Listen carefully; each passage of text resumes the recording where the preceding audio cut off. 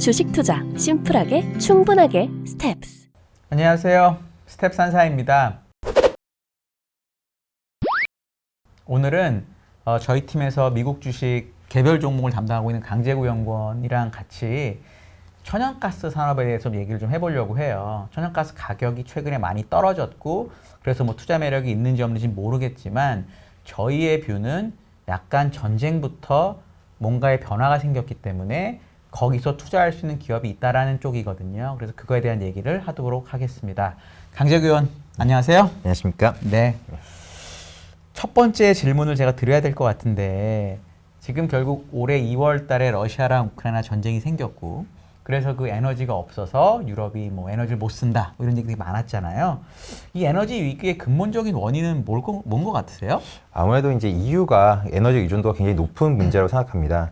2020년 기준으로 EU가 발표한 데이터 기준으로 봤을 때 에너지 구성은 석유가 34.5%, 천연가스 23.7%, 그리고 신재생 에너지가 17.4% 정도였는데 이 유럽의 에너지 생산을 한다고 했을 때 자체 생산으로는 한 41% 정도 생산을 하거든요. 근데 수입 의존도가 한 50% 넘습니다. 이게 이제 아무래도 너무 높은 수입 의존도 때문에 특히 이제 그 중에서도 천연가스가 수입 의존도가 83.6% 정도 이제 그 기록이 돼 있는데 이 중에서 이제 3분의 1을 러시아 그리고 알제리 그리고 노르웨이를 통해서 들어오고 있습니다. 그렇군요. 결국은 천연가스를 많이 쓰는데 그 천연가스 중에 무려 80 몇 %를 수입을 하고 그 중에서 또 많은 양을 러시아, 노르웨이 이런 데서 하고 있으니까 문제라 이렇게 해석할 수 있겠군요. 예, 맞습니다. 그러면 이 천연가스가 수입을 많이 해서 문제인데 이 천연가스가 특별히 유럽에서 많이 쓰이고 문제가 지금 되고 있는 이유는 뭘까요? 예, 아무래도 이제 유럽이 강하게 신재생 에너지, 친환경 정책을 택했기 때문인데요.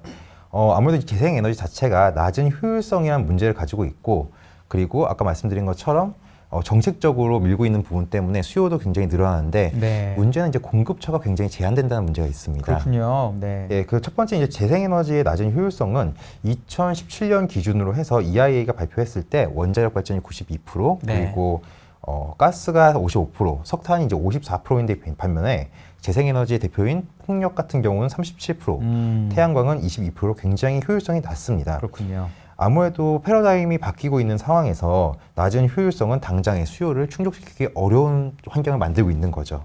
거기다가 천연가스 같은 경우는 이제 킬로와트당 LNG 탄소 배출도를 보면은 549g입니다. 반면에 같은 화석연료인 석탄은 992g, 그리고 석유는 782g으로 높은 효율성 대비해서 또 낮은 탄소 배출이라는 강점을 갖고 있습니다. 이 때문에 이제 올해 7월 같은 경우에는 이제 EU가 그린 텍소노미를 통해서 천연가스를 친환경 에너지로 분류를 했습니다. 그렇군요. 결국은 천연가스를 많이 쓰고 했던 이유가 워낙 신재생 에너지 효율이 낮은데 유럽은 신재생 에너지 많이 쓰려고 하고 특히나 탄소를 많이 배출하는 석탄이나 석유를 덜 쓰려다 보니까 그렇게 됐다라는 거군요. 예, 맞습니다. 그럼 이제 수요하고 공급 얘기하셨는데 이 수요하고 공급 측면에서 천연가스가 문제가 되는 건 뭔지 좀 얘기를 해주시면 좋을 것 같아요. 예. 수요적인 측면에서 이제 EIA의 전망을 잠깐 빌리면은 2025년까지 수요는 계속 증가할 것으로 예상이 되고 네. 있는 상황입니다. 러시아, 우크라이나의 지금 상황을 감안을 하게 될 경우에는 오히려 이제 이 수요가 더 확대될 수도 있는 거고, 혹은 그 수요 증가 구간이 2025년 그 이상으로 넘어갈 수도 있다고 생각이 되는 거고요. 네. 반면 이제 공급적인 측면에서는 문제는 공급을 할 수 있는 역량을 가진 나라가 러시아 외에는 미국과 중동 정도밖에 없다는 것입니다. 근데 문제는 미국은 자체 소비량이 굉장히 높고 증산도 안 하고 있는 상황입니다. 그리고 중동 같은 경우에는 현재 이제 미국과 사이가 굉장히 안 좋은 상황이지 않습니까? 그런 점에서 이제 서방 국가들 입장에서는 중동의 에너지를 가져오는 것도 또 쉬운 일도 아닌 거고요. 그렇죠. 중동이 지금 서방 국가나 사이가 안 좋다는 얘기도 하셨는데 사실 최근에는 이제 다시 또 이제 이란하고 사우디의 문제가 터지면서 다시 또 사우디, 미국이 또 친하게 지내려고 하는 것도 있긴 한데 또 하나의 문제는 뭐가 있냐면 중동발 LNG의 많은 양이 소위 말한 JKT 컨트리라고 하는 일본, 한국, 대만 거기에 중국으로 많이 갑니다. 대부분 장기 계약으로 묶여 있고 특히 현재 가장 많은 LNG를 수출하는 나라는 카타르인데 카타르발 LNG를 이 동양에 있는 국가들이 많이 수입하거든요. 그러니까 그 회사들이 앞으로 LNG를 더 많이 개발하고 할 수는 있겠지만 이걸 유럽으로 많이 줄 수 있는지의 여부는 사실 퀘스천이고 또 하나는 사실 매장량으로 가스가 제일 많은 곳은 이란인데 이란의 사우스파라는 곳이 되게 많습니다. 그래서 이거를 원래 개발하려고 많이 했었는데 미국하고 약간 이런 문제가 생기면서 개발을 못 하고 있거든요. 그렇다면은 결국 유럽이 제일 가까운 중동에서 LNG를 못 갖고 오니까 다른 지역을 찾을 수밖에 없는 그런 상황이고 그러다 보니까 공급이 제한적이다 이렇게 봐도 되겠네요. 네, 맞습니다. 그렇군요. 결국 아까 얘기한 대로 가스가 문제고 예. 가스가 문제인 거는 신재생이 효율이 낮고 수요는 많은데 공급은 작다. 근데 그 공급의 많은 부분을 러시아한테 되게 의존하고 있었잖아요. 예, 맞습니다. 근데 러시아가 결국 전쟁을 일으키고 제재를 하고 하다 보니까 이거에 대해서 유럽 나라들이 뭔가를 대응을 해야 되잖아요. 예. 이 부분 어떻게 대응하고 있는지 좀 얘기를 해주시죠. 네, 말씀하신 것처럼 미국을 중심으로 해서 서방 국가들이 굉장히 러시아를 강하게 경제, 정치, 다양한 분야에서 압박을 하고 있습니다. 특히 좀 제가 관심을 가졌던 부분이 EU가 이제 특히 에너지 부분에서 리파워 EU라고 해서 이제 새로운 규약을 맺게 되었습니다. 아, 리파워 EU다. 리파워 EU가 뭔지 조금 더 자세히 얘기해 줄 수 있을까요? 네. 예, 이제 러시아의 이제 주력 무기가 천연가스다 보니까 이 천연가스 의존도를 낮추겠다. 그래서 2022년까지 러시아 의존도를 3분의 2 수준으로 낮추고 그리고 2030년까지는 제로로 만들겠다고 굉장히 강력하게 네. 주장하고 있는 거죠. 네. 구체적으로 그러면 이 러시아 의존도를 낮추고 또 0으로 만들겠다라고 주장을 했는데 어떻게 한다는 얘기예요, 구체적으로? 그냥 네. 뭐 목표를 정한다고 되는 건 아니잖아요. 맞습니다. 그죠? 네. 예, 아무래도 이제 큰 기조는 에너지 절감이 제일 큰 기조였고 그다음에 이제 친환경 에너지 생산 그리고 공급처를 다각화하겠다라는 부분입니다. 단기 방안으로는 이제 가스, LNG, 수소 등 에너지원을 공동 구매하고 신뢰성 있는 공급자들과 새로운 에너지 파트너십을 맺겠다라고 했습니다. 뭐 대표적으로 이제 미국과 캐나다를 들면서 미국과 캐나다. 예, 맞습니다. 네. 액화 천연가스를 인도해 오겠다라고 했고요. 그리고 러시아 말고 이제 다른 국가들, 다른 에너지 수출 국가를 찾겠다는 거죠. 그리고 이제 재생에너지에 대해서도 굉장히 강한 의지를 볼 수 있었는데요. 2030년까지 원래 재생에너지 목표가 40%였는데 45%까지 상향을 시키고 그리고 수소와 태양광 쪽을 굉장히 강하게 육성을 하겠다고 명시를 했습니다. 예, 2025년까지 재생 가능한 수소를 자체 생산하고 그리고 EU의 산업의 이제 연료 공급을 위해서 17.5기가와트 원전 17기 수준으로 네. 전해줄 시설을 만들겠다라고 발표를 했습니다. 예. 전해줄 시설은 뭘까요? 근데 들으시는 분들을 위해 설명 좀 해주시면 어떨까요? 예, 수소를 통해서 이제 에너지를 만들기 위한 시설인데요. 지금은 이제 아직까지는 개발 단계에 있습니다. 뭐 각국에서 수소 산업을 키우기 위해서 자체 수소를 만들 뿐만 아니라 이거를 전기로까지 이을 수 있는 그런 시설들을 의미합니다. 그렇군요. 태양광은 어떻습니까? 예, 태양광 관련해서도 굉장히 강력하게 드라이브를 걸고 있는데요. 2025년까지 320기가와트 그리고 2030년까지 600기가와트의 발전을 달성을 하는 것을 목표로 하고 있습니다.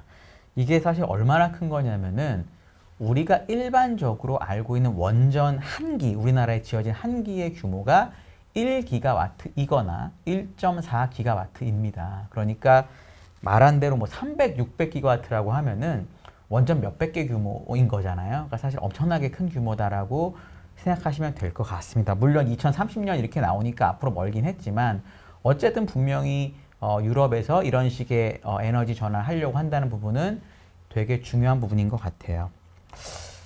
결국 저희는 이제 주식을 하는 사람들이니까 이 유럽의 변화, 에너지 변화, 가스 사용에 대해서 뭔가 업종으로서의 시사점을 한번 얘기를 해주시면 어떨까요?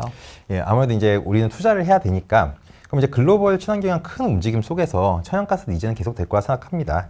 이제 러시아 제재랑 함께 러시아 수입 천연가스 수입처를 다각화시키고 그리고 천연가스를 LNG로 들여왔을 때 재기화시킬 수 있는 부유식 재기화 장치의 수요가 좀 증가할 것이라고 생각합니다. 네. 그리고 이제 리파워 EU에서 명시했듯이 재생에너지 역시도 굉장히 수요가 증가를 할 거다라고 저는 생각하고 있습니다. 그렇군요.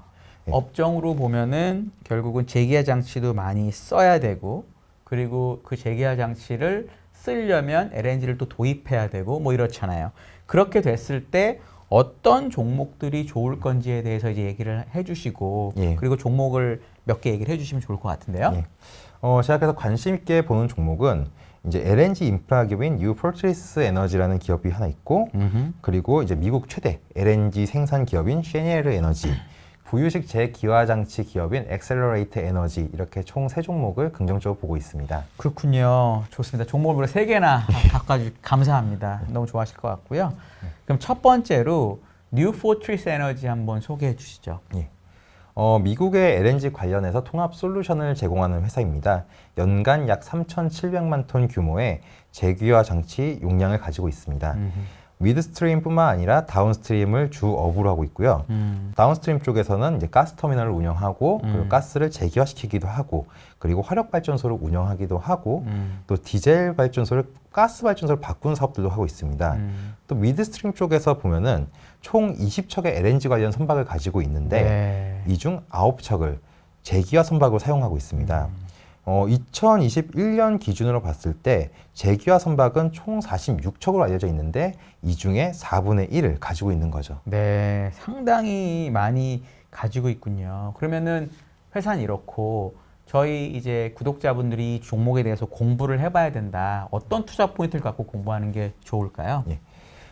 첫 번째로 이제 뉴포트리스 에너지가 현재 진행 중인 패스트 LNG 솔루션을 통해서 가격 경쟁력을 가지고 갈 수 있다라는 점을 좀 관심 있게 보고 있습니다.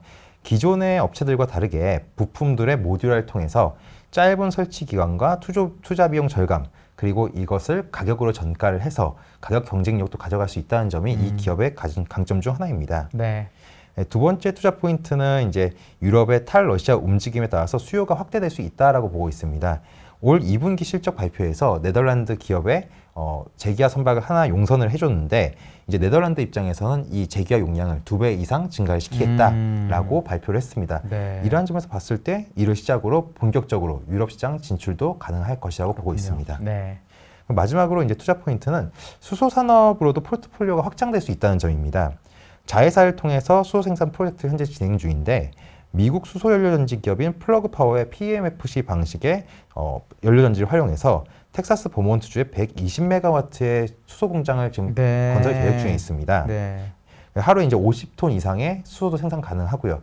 이러한 점에서 포트폴리오도 확장이 될 수 있고 그리고 IRA 수혜도 충분히 받을 수 있다고 생각하고 있습니다. 그렇군요. 이 회사 저는 뭐 장재우 위원만큼 잘은 모르지만 들어보니까 일단 기존의 화석 연료 중에 제일 그래도 친환경이라고 할 수 있는 LNG를 뭘 사거나 파는 게 아니라 운영하는 역할을 하고 거기에 수소라고 하는 신재생의 또 가장 앞에 있는 걸 같이 하는 약간 양수겸장 같은 회사이겠네요. 맞습니다. 네, 알겠습니다.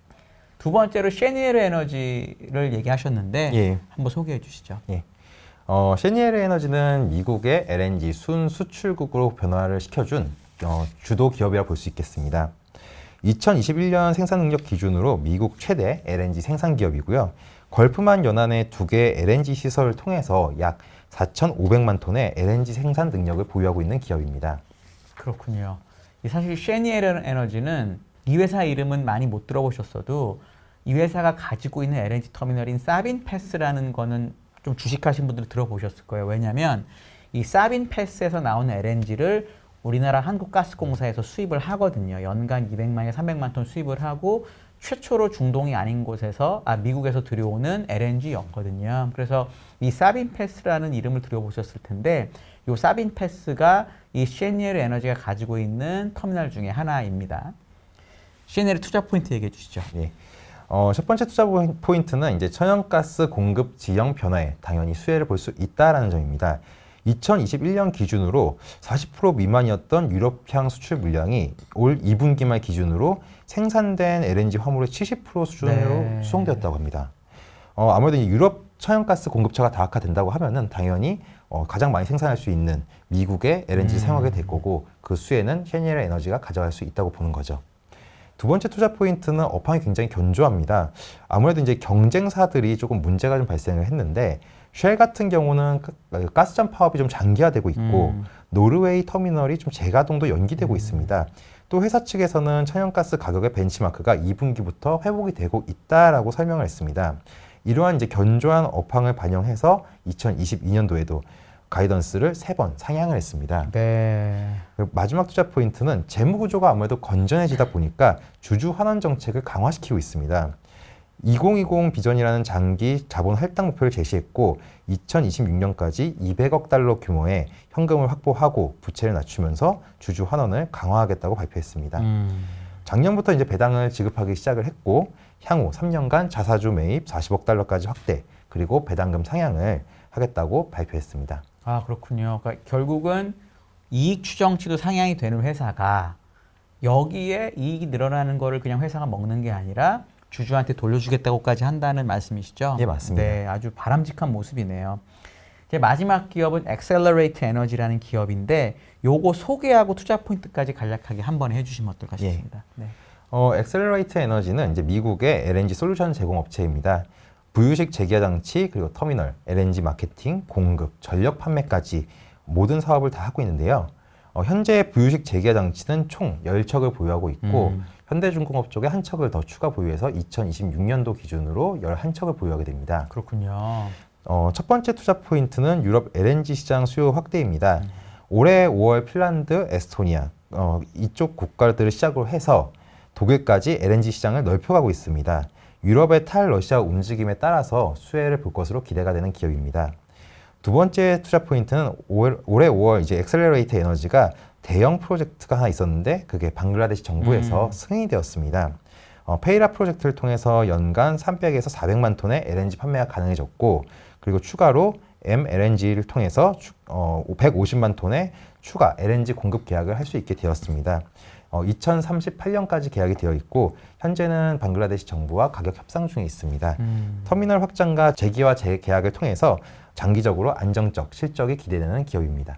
그렇군요. 오늘 강재구 연구원이 상당히 이제 공을 들여서 쓴 리포트예요. 그래서 저희 이제 나온 지 좀 됐지만 오늘 저희가 소개를 해드렸고, 이제 제가 원래 유럽에서 LNG 쓰는 거에 대해서 그렇게 긍정적이었던 사람은 아닙니다. 왜냐하면 유럽은 2008, 9년, 2010년부터 LNG를 많이 쓰겠다고 주장을 했었어요. 왜냐하면 그때부터 러시아가 이 가스를 가지고 되게 많이 유럽을 이렇게 줬다 뺐다 했었거든요. 그래서 저는 이게 왜냐하면 그래서 스페인하고 몇몇 나라에는 좀 LNG 장치가 있지만 다른 지역에는 생각보다 LNG 이 터미널이 잘 안 지어지더라고요. 왜냐하면 짓기가 힘들고, 그리고 가스 없을 법하면 러시아가 가스를 또 바로 줘요. 그걸 이제 쓰다 보니까 문제가 없었는데 이번처럼 러시아가 확실히 좀 많은 문제를 일으키면 유럽도 생각을 달리할 것 같기는 하거든요. 아, 이젠 정말 러시아를 못 믿겠구나. 그러면 유럽 입장에서도 가스를 신재생이 완벽히 대체하기 전에는 좀 써야 되니까, 그럼 이 가스를 다른 곳에서 가져와야 되는데 중동은 이미 아시아 쪽에 많이 물량을 내고 있어서 다른 쪽인 미국 이런 쪽에서 가스를 갖고 와야 된다라는 아이디어에서 강연구원이 출발을 했습니다. 그 출발을 했는데 가스 가격 움직임에 노출되는 건 너무 어려우니까 가스 가격의 움직임에 노출되기보다는 가스를 많이 쓸 때 좋은 기업을 저희가 찾았다고 보시면 되는 거고요. 그래서 그게 뉴포트리스 에너지, 쉔옐 에너지, 엑셀러레이트 에너지 세 개가 나왔다 이렇게 보시면 될 것 같아요. 이 내용을 좀 보시고 혹시 뭐 질문이나 또는 뭐 의견 있으시면 댓글 달아주시면 제가 강연관 한번 또 모시고 답변 드리도록 하겠습니다. 감사합니다.